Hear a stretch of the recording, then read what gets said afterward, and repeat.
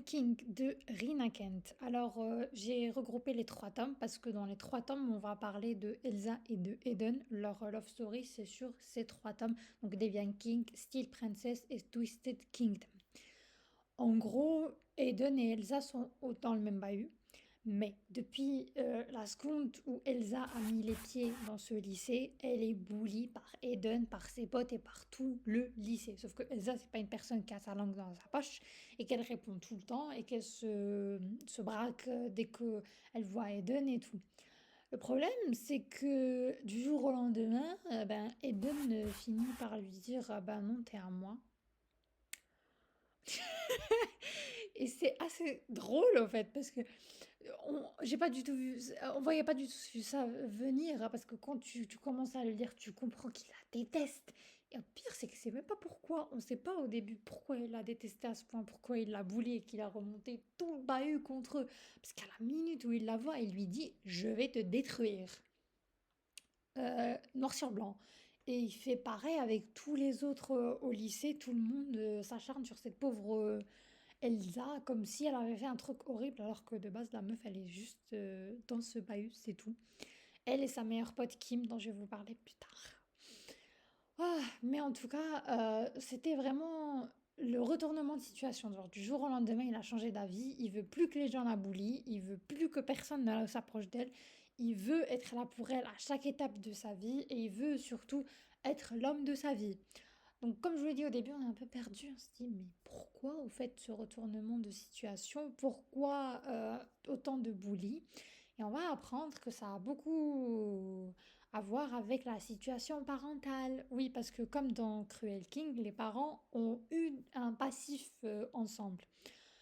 Il faut savoir que la mère d'Eden est morte quand il était petit et que ça a fait énormément de séquelles psychologiques en lui parce qu'il s'est passé un truc horrible quand il était petit et qu'avec son père, ça a toujours été la relation pas très fusionnelle, père et fils, c'était juste ouais, c'est mon père, ouais, c'est mon fils, mais il n'y a pas vraiment de comment dire une vraie complicité entre pas du tout. Il leur a appris comment vivre la vie à sa manière, à lui, à la manière des Kings.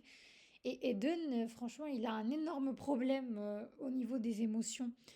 C'est qu'il ne partage rien. C'est tout le temps le bloc de glace.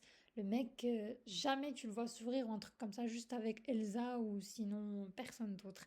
Mais dans ces 3 tomes, on va apprendre aussi que Elsa a une espèce d'accident quand elle était petite et qu'elle a perdu la mémoire. Et que dans une partie de la mémoire qu'elle a oubliée, il y a des trucs qu'Eden se souvient.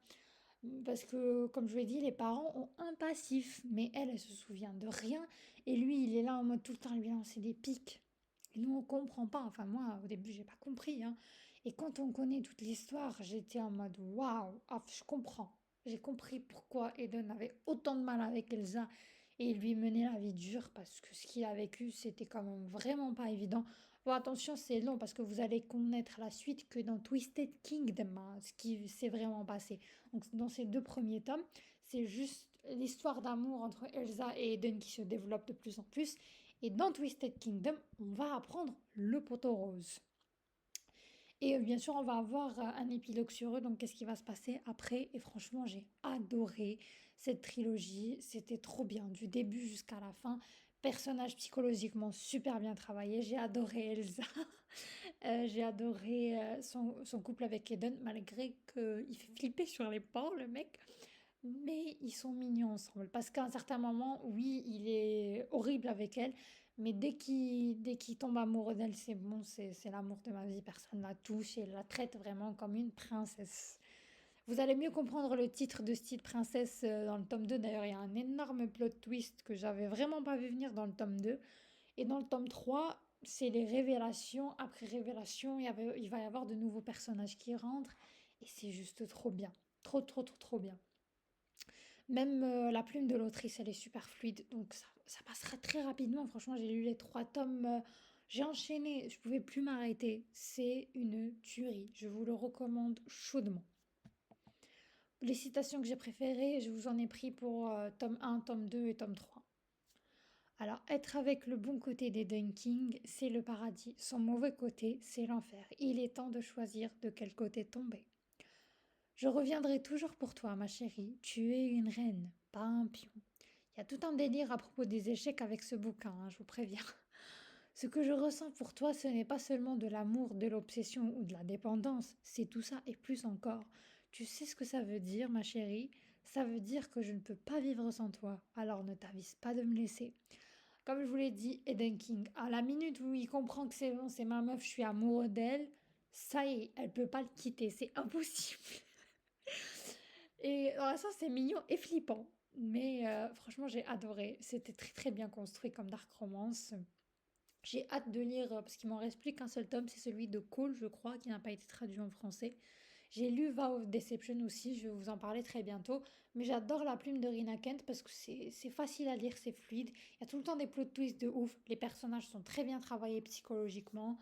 Et on passe un agréable moment et on a tout le temps envie d'en avoir plus. Au fait, quand j'ai terminé cette saga, j'en voulais plus. Je vous la recommande chaudement et surtout dites-moi ce que vous en avez pensé.